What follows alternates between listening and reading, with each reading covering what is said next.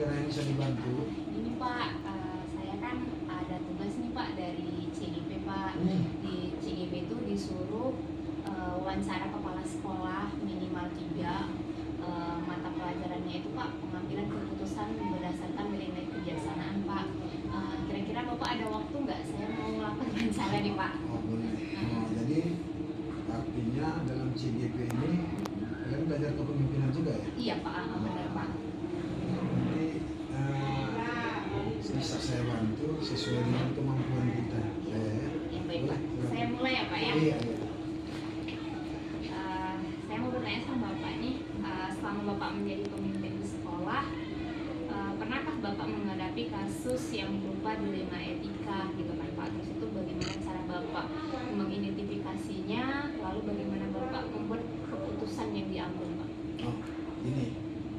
Jadi selama saya memimpin dilema etika itu wah beragam. Pastilah kita jumpai. Pengalaman saya dilema etika yang bermasalah dengan siswa ada, kemudian dilema etika yang bermasalah dengan guru. Jadi yang saya akan ceritakan pada ibu ini dilema etika yang mengenai guru. Jadi kira-kira tahun yang lalu saya mempunyai seorang guru perempuan ya. Jadi ibu ini sering terjadi absen, keterlambatan. Artinya saya sebagai pimpinan kan harus tahu apa permasalahan ibu ini kok sering absen dan terlambat. Kemudian saya panggil beliau, saya tanyai, ternyata selama ini dia tidak hadir terlambat mengurus suaminya yang lagi sakit stroke. Dia mengaku, beliau itu mengaku di rumah itu tidak ada siapa-siapa kecuali beliau dan suaminya karena anaknya belajar di luar kota semua nggak kuasa. Jadi itu pun tidak serta merta saya percaya.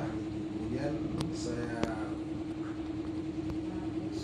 suruh unsur-unsur sekolah seperti guru BK atau wakil pemantaunya ternyata benar. Jadi kalau dalam hal ini permasalahannya secara aturan main tata tertib yang legal dia kan salah. Karena dia melanggar tata tertib, tidak hadir. Ada satu sanksi yang bisa kita berikan kepada dia menurut tata tertib. Tapi secara etika dia benar juga.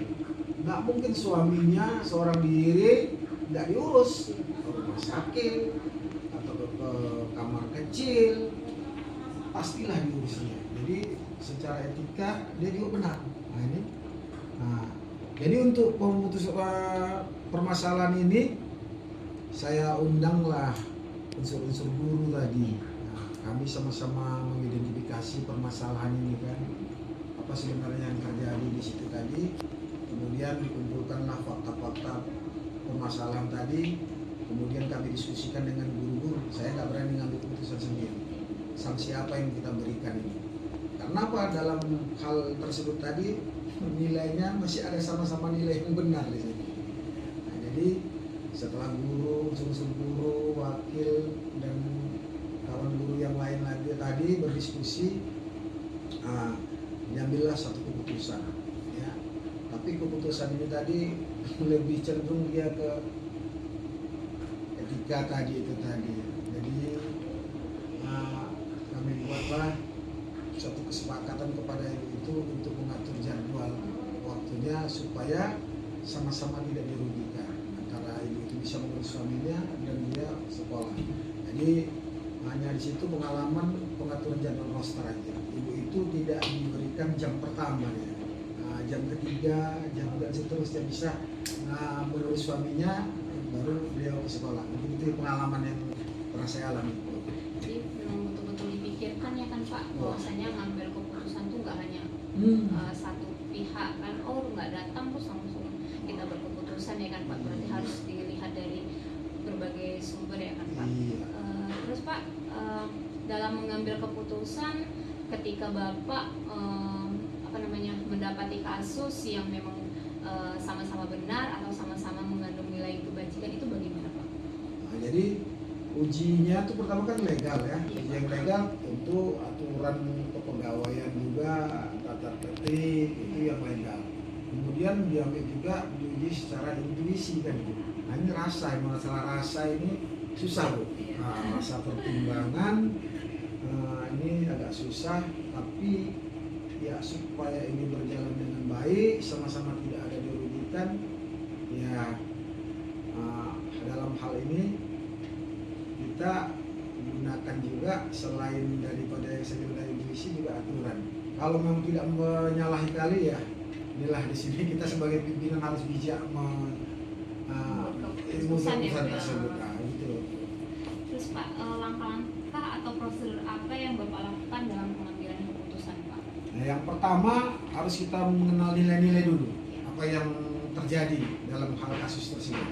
Setelah kita mengenal, kemudian kita juga mengumpulkan unsur-unsur daripada sekolah yang dianggap kira-kira bisa membantu memecahkan masalah ini.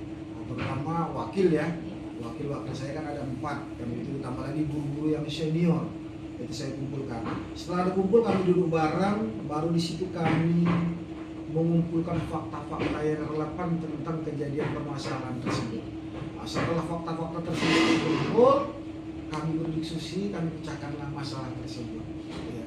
Jadi disitulah nanti dapat satu keputusan yang artinya kemufakatan bersama, yang perlu saya garis bawahi, keputusan tersebut tidak merugikan kedua belah pihak manapun. Itulah yang biasa saya lakukan dalam menghadapi permasalahan. Memang betul-betul yang harus ada data yang relevan ya kan Pak? Iya, nggak boleh asal-asal aja. Asal aja. Jadi Pak, kalau misalnya menurut Bapak nih ya Pak, yang menjadi tangan Bapak dalam mengambil keputusan misalnya kasus berupa dilema etika ini Pak, gimana Pak? Jadi tingkat kehati-hatiannya tadi dalam keputusan itu, jangan ada sampai salah satu yang dirugikan, baik pihak sekolah maupun pihak si guru dalam kasus itu tadi. Nah, itu yang tantangan bagi saya. Gitu. Apalagi dia berhubungan dengan rasa itu Iya. tadi, ya, etika. Kalau Itu udah susah. rasa, apa susah ya kan Pak? Iya, Jadi itulah memang tantangannya. harus ini ya Pak ya. Terus Pak, dalam menyelesaikan masalah atau kasus yang Bapak hadapin, apakah Bapak memiliki jadwal tertentu Pak? Misalnya dijadwalkan ini misalnya beberapa hari atau harus diselesaikan hari itu juga gitu Pak? Jadi kebiasaan saya punya konsep suatu permasalahan itu harus cepat diselesaikan. Jangan ditunggu berlarut-larut. Mungkin kita punya target 2 atau 3 hari harus selesai.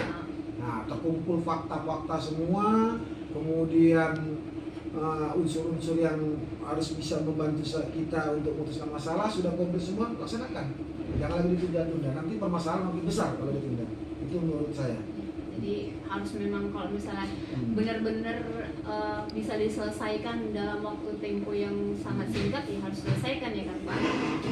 Yang terakhir Pak, menurut Bapak apakah ada seorang atau faktor-faktor yang selama ini yang mendampingi Bapak dalam mengambil keputusan Pak? Oh, dalam organisasi di sekolah ini pasti, yaitu ada yang namanya pembantu wakil kepala sekolah.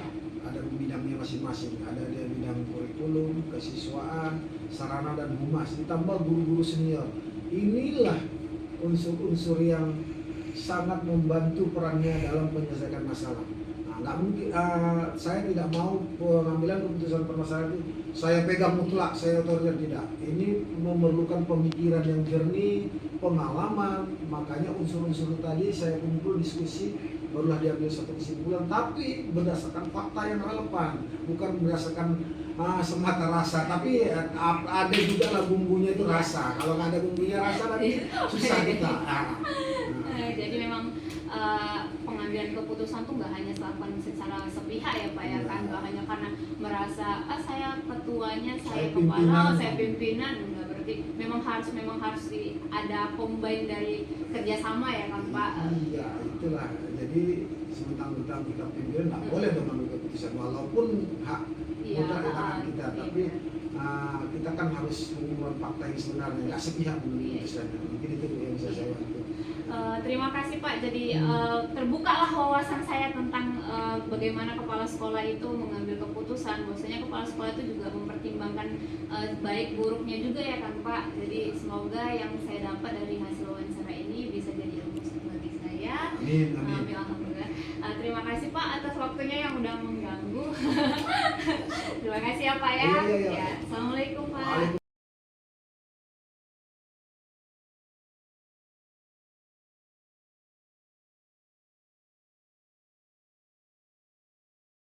Pak, selamat pagi. Ya, saya mau minta waktu Bapak sebentar. Iya, perkenalkan Pak, nama saya Mimi Maisara. Saya guru matematika di SMP Negeri 1 Batangkuis. Sama ya Bu ya kita ya? Iya Pak. Oh ya. Tahun berapa dulu tamat S1-nya? 2011 Pak. 2011. Ketika Ibu tamat 2011, itu pertama kali saya jadi kepala sekolah. Ada apa yang bisa saya bantu? Begini Pak, saya kan merupakan calon guru penggerak Pak angkatan 7. Jadi kami di sini. Dimulai bulan berapa itu? Angkatan ke-7. Kalau Tahun lalu lah ya? Tahun lalu Pak, sekitar bulan Oktober Pak. Oh iya. Nah, terus? Jadi kami di sini dikasih tugas mewawancarain 3 kepala sekolah. Ya. Bagaimana kepala sekolah itu mengambil sebuah keputusan. Ya. Nah, jadi nanti di sini ada beberapa pertanyaan yang akan saya ajukan ke Bapak. Oh gitu. Nah, Saya boleh nanya dulu nih. boleh Pak, boleh. 3 kepala sekolah mana aja yang sudah kamu datangi? Atau masih pertama nih sama saya? Nah, yang pertama kepala sekolah di setingkat saya Pak. Di mana tuh? SMP Negeri 1 Batang. Oh iya. Terus? Bapak yang kedua. Oh gitu. Nah, Ya udah, kira-kira apa tuh yang mau ditanya tuh? iya, baik Pak. Iya. Kita mulai ya Pak ya. Jadi pertanyaan saya pertama, selama Bapak menjadi pemimpin di sekolah ini, pernahkah Bapak mendapati kasus yang merupakan bagian dari dilema etika atau bujukan moral? Kayaknya sering lah. Sering apa ya? Kayaknya sering. Kadang-kadang kasus yang kecil itu ya gimana? Tolonglah Pak, gitu. Ini anakku lagi sakit nih Pak, gitu kan. Tolonglah Pak, besok tuh suamiku mau serah terima jabatan, gitu. Tolonglah Pak, ini tetangga saya lagi hajatan, gitu sering gitu. Terus bagaimana cara Bapak menyelesaikan masalah tersebut dan bagaimana cara Bapak mengidentifikasi masalah tersebut Pak supaya bisa dapat diambil suatu keputusan? Kalau tadi Ibu bilang kan identifikasi, tentunya ketika kita mau mengidentifikasi suatu masalah, tentunya kita berdasarkan data yang ada. Data apa di sekolah itu ya tergantung sama kasusnya apa. Kalau misalnya data kasusnya di guru berarti data guru. Kalau misalnya siswa ya data siswa. Ya sebagai contoh misalnya kalau guru misalnya apa datanya misalnya data kehadiran misalnya. Ya kita lihat identifikasi masalah itu dari data yang ada. Kalau guru ya data guru, kalau siswa ada siswa. Ya, Pak. Jadi setiap masalah pasti cara pengidentifikasi masalahnya juga berbeda-beda ya kan Pak? Iya. Oke. Selama Bapak jadi pemimpin, bagaimana Bapak mengambil keputusan ketika Bapak mendapatkan sebuah kasus yang sama-sama benar atau sama-sama mengandung nilai kebajikan Pak? Udah itu gampang itu. Kalau pertanyaannya itu seperti itu gampang, Ibu pun pasti bisa menjawab nih kan. Ada suatu masalah, tapi dua-dua menguntungkan. Kalau saya kembalikan sama Ibu dukung nggak ini? Dukung Pak. Dukung kan orang dah sama kebaikan, Iya. sama-sama mengandung kebajikan. Ibu dukung nggak? Dukung, Pak. Ya udah sama jawaban Ibu dengan saya gitu kan. Didukung kan gitu. Yang jadi masalah adalah ketika dua-dua punya kebaikan, dua-dua punya kebajikan, namun dalam pelaksanaannya dua-dua ini tidak sama. Artinya gini, mungkin yang satu ini walaupun punya keuntungan, tapi mungkin butuh biaya besar. Yang satu ini punya keuntungan, dia tidak pakai biaya besar. Nah kalau kasusnya seperti ini pasti kan harus kita pilah-pilah. Oh ini punya keuntungan, nggak pakai biaya yang sekarang, ya udah cepatkan aja. Nah, biar dilaksanakan dengan segera kan gitu. Nah ini mungkin harus nunggu dana sekolah misalnya kan gitu. Tapi kalau dua-dua menguntungkan, tapi butuh dana dua-dua besar misalnya. Nah yang kita lihat adalah mana di antara ini yang paling penting di sekolah gitu. Yang paling penting di sekolah ini apa? Nah itu kita dulukan gitu. Contoh misalnya bulan 7 nanti misalnya ini penerimaan siswa baru misalnya kan gitu. Papan tulis di kelas 71 misalnya udah rusak misalnya tuh, ya kan? Terus itu ada kelas misalnya kelas 81 itu belum dicat. Kalau saya kembalikan sama ibu, ini ada murid baru ini mau masuk itu. Papan tulisnya yang dulu dituangkan atau ngecat kelasnya dulu coba.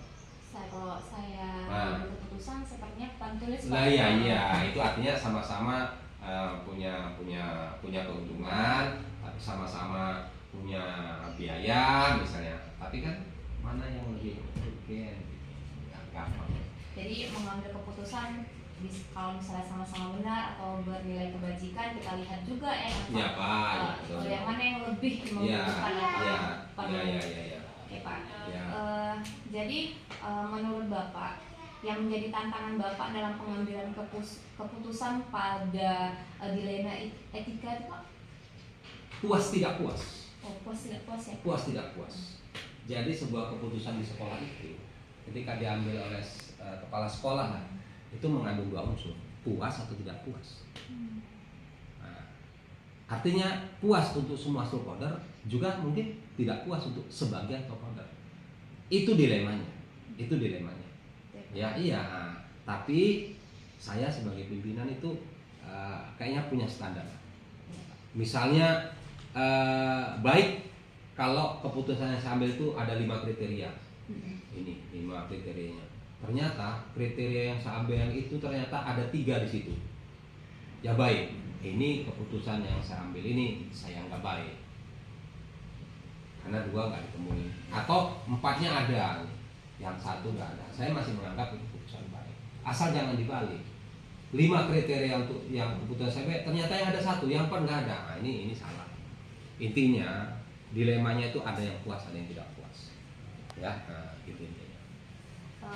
Selanjutnya Pak, dalam menyelesaikan masalah atau kasus yang dihadapin, Bapak memiliki jadwal tertentu nggak? Misalnya ada sebuah kasus nih harus diselesaikan hari ini juga, atau ada sebuah kasus yang memang tidak bisa diselesaikan pada hari ini juga? Iya, itu sering terjadi di sekolah. Jadi kalau kasusnya berbasis data, tentunya kita akan mempersiapkan dan terjadwal berbasis data, ya kan? Berbasis data. Apa contohnya? Misalnya guru tadi saya katakan misalnya tidak hadir, malas segala macam. Berdasarkan data ini, nih udah 2 minggu nih. Siapa tadi namanya? Ini Pak. Nah, misalnya guru nih Mimi nih udah 2 minggu. Ternyata tidak hadirnya sudah 2 minggu itu kan 12 hari biasa efektifnya ya kan. Ternyata Bu Mimi ini udah 7 hari nggak hadir. Nah, ini kan datanya seperti itu. Maka kalau datanya seperti itu harus kita jadwalkan.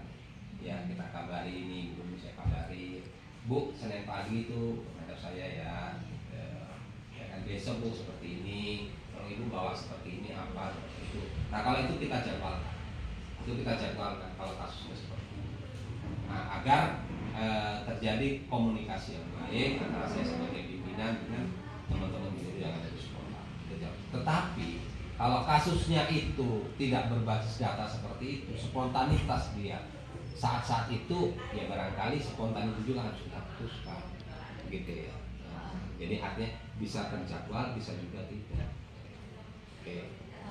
Contoh misalnya kasus yang bisa langsung diselesaikan Pak dari itu juga. Kalau tadi kasus yang butuh waktu kan kita harus pakai data, kita harus ini juga ya kan. Ya. Kalau misalnya yang spontan hari itu juga kan gimana contohnya? Misalnya pada jam 10 pagi nih, contoh nih, tiba-tiba ruangan saya diketuk nih. Bu Mimi, contohnya Bu Mimi lagi nih, contohnya. Ibu pada hari itu mengajar 6 jam, 8 jam. Artinya kan Ibu harus tugas sampai jam 2 lewat. Tiba-tiba jam 10 tuh kan. Ibu merayu saya nih. Tolong Pak, ini anak saya ini. Dia bangun tinggi, mau saya tolak seperti ini, gitu kan? Kan merayu kepala sekolah, ya kan? Nah, itu kan gimana ya? Saya iakan, ibu juga melanggar aturan, seharusnya ibu mengajar apa tidak. Tapi kan harus saya putuskan hari itu. Nah, jadi di sini pertimbangan kekeluargaan, pertimbangan kemaslahatan ke depan harus dipikirkan. Coba kalau misalnya anak ibu tidak diubahkan, gara-gara itu besok jadi hal-hal yang malah terkendala. Seharusnya ibu kalau hari ini mungkin jam 10 sampai jam 2 aja ibu terkendala nggak ngajar, besok karena anak ibu bermasalah, udah mungkin 2-3 hari lagi pula nggak hadir gara-gara urusan keluarga. Nah, bedanya seperti biasa lah itu. Satu lagi Pak, yang terakhir pertanyaan saya, menurut Bapak tadi kan ada kasus yang memang perlu maksudnya perlu waktu untuk menyelesaikan kasus tersebut, ya kan Pak? Ya. Terus itu ada nggak seseorang atau faktor-faktor yang selama ini mempermudah Bapak dalam mengambil keputusan dan kasus tersebut yang memerlukan waktu yang lama, istilahnya kayak tadi kan pengumpulan data dulu, ada nggak orang atau faktor yang mendukung Bapak selama ini untuk mengambil keputusan? Banyak. Banyak Pak. Sekarang ini zamannya zaman milenium, generasi milenium, ya kan? Zaman generasi milenium ini berdasarkan pengalaman, tindakan hari-hari di sekolah, itu kita sudah nggak zaman deh. Kayak zaman dulu itu ada namanya Superman, ada namanya Batman, ya kan? Kerusuhan di kota yang gede itu cuma diselesaikan satu orang nih, sama Superman sama Batman. Ini zamannya milenium, tidak bisa. Saya tidak bisa melaksanakan tugas-tugas yang ada di sekolah di SMP Negeri 1 Beringin ini sendirian, kayak si Superman tadi. Contoh nih, les 1 ada 26 kelas di sini. Apa saya semua harus mengajar? Oh, tidak. Terus masing-masing tuh, di masing-masing kelas itu ada masalah. Apakah yang 26 kelas itu masih punya masalah? Aku sendiri menyelesaikan? Tidak. Dibutuhkan teman-teman yang membantu saya dalam mengambil sebuah keputusan. Di sini ada PKS saya, di sini ada satpam saya, di sini ada tukang kebun saya, di sini ada kantin saya, di sini ada guru bimbingan konseling. Itu orang-orang yang membantu saya dalam sebuah mengambil keputusan. Keputusan awalnya mungkin sudah ada dari saya, tapi untuk lebih tepatnya keputusan itu banyak orang membantu. Dan jangan kita lupakan juga di sekolah ini ada namanya komite sekolah. Komite sekolah itu juga perannya sangat penting. Ketika ada masalah yang harus saya ambil bersifat ekstern ya, di luar sekolah, oh itu kita tanya tuh sama yang namanya komite, sehingga keputusan yang kita ambil itu kira-kira seperti itu. Terima kasih ya Pak. Jadi saya pun jadi banyak masukan dari Bapak, dari pembelajaran juga ke depannya. Ya paling Bapak, tidak ke depan bisa jadi kepala sekolah. Karena kan aturan sekarang itu kepala sekolah harus jadi guru penggerak. Ini jadi guru penggerak ya. Udah berapa tahun sekarang? Umurnya berapa tahun sekarang? 34 Pak. Oh masih lama. Saya 5 tahun lagi pensiun. Nanti ini yang nggak tidak kepala sekolah ya. Minimal ini. saya bisa Ya. jadi pemimpin di pembelajaran saya ya kan Pak. Paling tidak seperti itu ya. Kalau kita tidak bisa mengubah dunia, ubahlah negara kita. Kalau negara kita tidak bisa, kita ubahlah kecamatan kita. Tak bisa keluarga kita. Keluarga pun tak bisa, ubahlah diri sendiri. Kan begitu kan kata bijaknya. Masih ingat itu? Iya. Ya udah, makasih. Terima kasih. Saya masih Pak, ada atas pekerjaan yang waktunya. lain, barangkali saya akan melakukan pekerjaan ya. Iya. Oke, Oke, selamat. terima kasih ya Pak. Iya. Assalamualaikum. Assalamualaikum warahmatullahi wabarakatuh.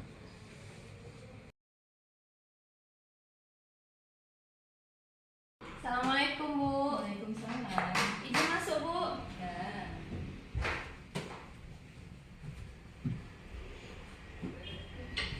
Gimana kabar Bu?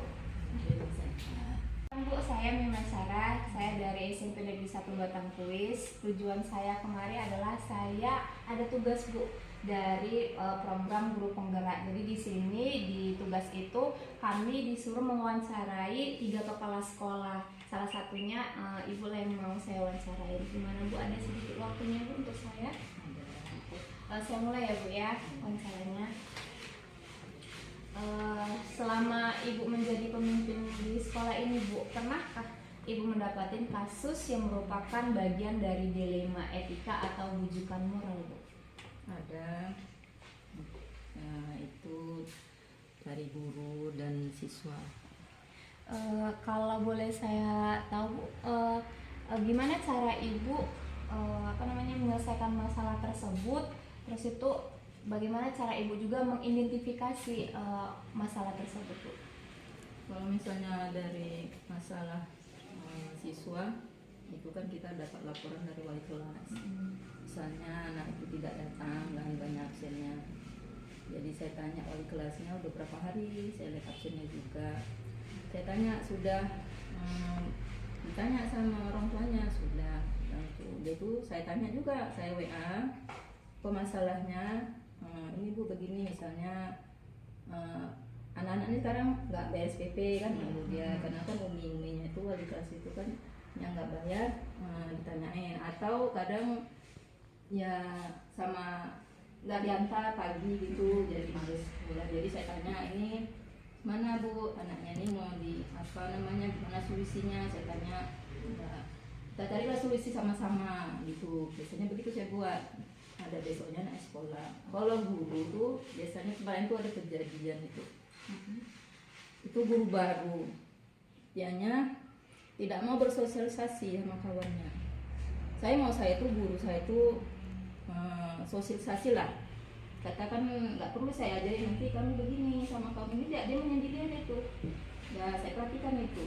Dan dari guru-guru yang lain itu bilang begini, Bu, ini dia Bu begini enggak. Saya panggil apa masalahnya? Nah, saya orangnya begini Bu ya, kan saya bilang namanya kita berteman, bersosialisasi itu jadi harus ya sama lah, ya nggak mesti kita harus mau kita, saya bilang ya saya begini. Makanya ada juga dia pun mengajarnya anak itu ribut, dan dapat laporan dari guru-guru yang lain ini ngajar dia main HP aja. Ya, saya peringatkan sekali itu saya nasihatin. Terus buat begitu juga laporan dari guru saya buat juga, saya nasihat itu juga sepertinya nggak bisa, dan saya konsultasikan sama guru yang lain dan yakin, karena kan kita tidak mau nanti anak itu tidak belajar. Ya udahlah, jadi dengan terpaksa dan berat hati juga sih saya bilang sama dia, jadi ya terpaksa diberhentikan begitu. Jadi karena udah dikasih peringatan, itulah indikasinya begitu. Terus Bu, pertanyaan selanjutnya, selama Ibu menjadi pemimpin, bagaimana Ibu mengambil keputusan ketika Ibu mendapatkan kasus yang benar-benar sama, benar atau sama-sama mengandung nilai kebajikan, Bu? Ya, gini misalnya contohnya, kita itu lagi bangun, tapi kita juga perlu beli kursi siswa kemarin tuh perlu kemarin tuh. Jadi karena meja itu memang perlu, kan tidak mungkin anak itu di lantai kita belajar kan, jadi terpaksa kita menghentikan membeli kursi dan meja ya, sampai sampaikan dulu untuk membangunnya. Karena itu perlu juga sih, jadi contohnya itulah.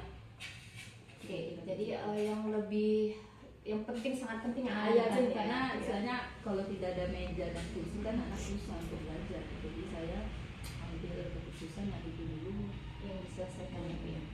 Pertanyaan selanjutnya ya Bu ya, langkah-langkah atau prosedur apa yang biasa Ibu lakukan dalam mengambil keputusan? Langkah-langkahnya itu saya akan bermusyawarah dulu dengan